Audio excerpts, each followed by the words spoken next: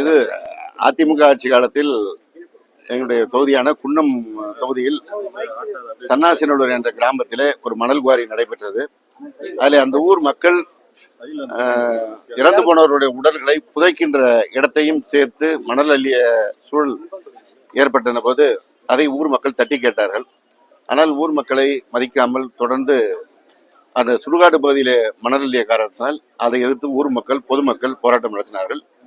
அவர்களுக்கு உறுதுணையாக அனைத்து கட்சியினரும் அன்றைக்கு சென்று அந்த போராட்டத்தில் கலந்து கொண்டோம். ஆனால் அதை திசை திருப்பி ஒரு பொய்யான வழக்கை பதிவு செய்திருக்கிறார்கள். எனவே இது பொய் வழக்கு. நீதிமன்றத்தில் உரிய முறையில் அதுக்கு பதிலளித்து இந்த வழக்கை எதிர்கொள்வோம். அதுக்குதான் ஒரு மிக தெளிவான அறிக்கை இன்னைக்கு வெளியிட்டிருக்கேன். அந்த காலையில பல பத்திரிகையில அந்த செய்தி முக்கிய செய்தியாக வந்திருக்கிறது. போக்குவரத்து தொழிலாளர்களுடைய கோரிக்கைகளை கடந்த ஊதிய ஒப்பந்த பேச்சுவார்த்தையிலே முழுமையாக நிறைவேற்றி இருக்கின்றோம். ஒன்று ஓய்வு பெற்றவர்களுடைய கோரிக்கை ஒன்று மாத்திரம் இன்னும் பாக்கி இருக்கிறது. அரசினுடைய நிதிநிலை எல்லோரும் அறிந்தது. அதிலும் இப்பொழுது ஏற்பட்டிருக்கின்ற சென்னை அதிக கனமழையால் ஏற்பட்ட சேதம், அதே போல தென் மாவட்டங்கள் தூத்துக்குடி திருநெல்வேலி மாவட்டங்கள் பாதிப்பு, இவற்றிற்கெல்லாம் இன்றைக்கு இருக்கின்ற நிதி நிலைமையிலும் நம்முடைய மாண்புமிகு முதலமைச்சர் அவர்கள் அதற்கான நிதிகளை வழங்கி கொண்டிருக்கிறார். ஆனால் ஒன்றிய அரசு நம்மிடமிருந்து வரியை வசூலிக்கின்ற அளவிற்கு நமக்கான நிதியை திருப்பி கொடுக்காத நிலை இருக்கிறது. அதுவும் அனைவரும் அறிவோம். இந்த இடர்பாட்டுக்கு இடையிலே தான் மாண்புமிகு முதலமைச்சர் அவர்கள் எல்லா திட்டங்களையும் நிறைவேற்றி வருகிறார்கள். குறிப்பாக போக்குவரத்துறை சிறப்பாக செயல்படுவதற்கு முதல்வர் வழங்குகின்ற நிதிதான் இன்றைக்கு செயல்பட வைக்கிறது. மகளிர் கட்டணமில்லா பயணம் என்ற அந்த பயணத்திற்கு 2800 கோடி ரூபாய் வருடத்திற்கு முதலமைச்சர் வழங்குகிறார். அது வருகின்ற காரணத்தினால்தான் மாதம் முதல் தேதியிலே நாம் சம்பளம் வழங்கக்கூடிய நிலையில் இருக்கிறோம். பக்கத்தில் கேரளாவிலோ ஆந்திராவிலேயோ எத்தனை மாதத்திற்கு ஒரு முறை சம்பளம் தருகிறார்கள் என்பதை அங்கே விசாரித்தால் அனைவரும் அறிந்து கொள்ள முடியும்.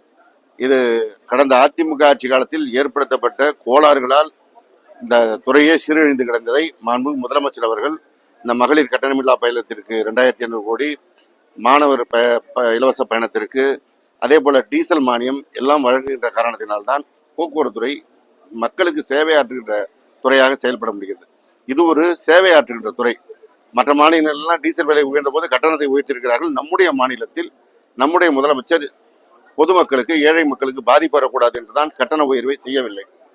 இப்படி ஒரு சேவையாற்று துறையிலே பணியாற்றுகின்றவர்கள் பொங்கல் நேரத்திலே பொதுமக்களுக்கு இடையூறு தருகின்ற வகையிலே இந்த போராட்டத்தை நடத்தக்கூடாது என்பதுதான் என்னுடைய வேண்டுகோள். பொங்கலுக்கு பிறகு அவரோடு பேசுவதற்கு நான் தயாராக இருக்கிறேன் என்று ஏற்கனவே அறிவிப்பு வெளியிட்ட பிறகு இந்த போராட்ட அறிவிப்பு வந்திருக்கிறது. எனவே நான் மீண்டும் அவர்களுக்கு அன்பாக வேண்டிக் கொள்வது, போராட்டத்தை கைவிடுங்கள், உங்களோடு பேசுவதற்கு அரசு தயாராக இருக்கிறது.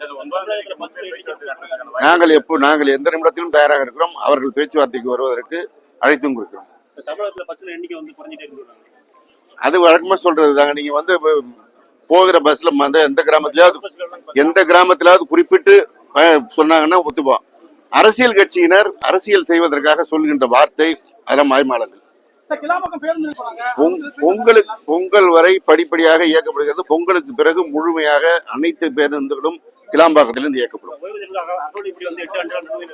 அதுதான் சொன்ன அது அதிமுக ஆட்சியில தெரியல. அன்னைக்கு இந்த சங்கங்கள்லாம் எங்க போனாங்கன்னு தெரியல. இன்னைக்கு போராட்டம் நடத்துகின்ற அதிமுகவுடைய தொழிற்சங்கம் அன்றைக்கு எங்கே முடங்கி கிடந்தார்கள், தூங்கி கொண்டிருந்தார்கள் என்று தெரியவில்லை. அவர்கள் ஆட்சியில் நிறுத்திவிட்டு அதையும் சேர்த்து இப்போது திமுக ஆட்சியில தர வேண்டும் என்ற சுமையை தூக்கி வைப்பதற்கு தான் அதிமுக ஒரு அரசியல் வேடத்தை போடுகிறார்கள். இதை முதலமைச்சருடைய கவனத்தை கொண்டு செல்ல நான் நினைக்கிறேன்.